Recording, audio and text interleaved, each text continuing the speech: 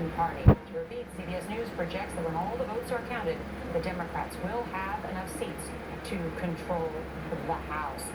What does this mean now for President Trump and how he will govern for the next 2 years? Well, we've been talking about it. Investigations is the first thing. By the way, third time that the control of the House has flipped in 12 years, which gives us a sense of our current state of politics. It's a whipsaw and the role of partisanship. But for the president, it means investigations, and now we just have to see what the margin is. Because the Democrats have subpoena power. They have subpoena power, and they can now control all these committees, and perhaps that's why the president's meeting with two of his lawyers tonight. Are we looking at a blue wave, or should we all just say there's no blue wave? We'll have to see.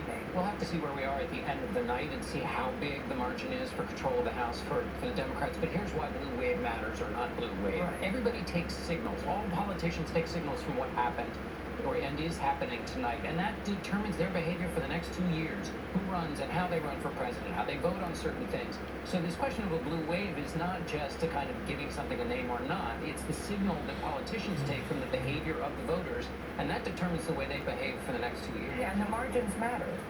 Margins matter, and where the margins and what kind. For Lindsey Graham, by the way, to say we have a problem with suburban women, vote in presidential elections. Yeah. Suburban women. John, you mentioned investigations. Are we going to see a debate within the Democratic Party about the I word and an impeachment, especially given that Republicans still remain in control of the I think absolutely, as Nora pointed out, and Lindsey Graham said it's not the right road to go down for Democrats. Of course, he's saying that, of course, because he wants protection for his president. But the idea also for Democrats is they have to remember that voters are still out there wondering what they run for, and they were very disciplined in running on health care. So they've got to, that's the challenge. There is one other I word, and it's infrastructure.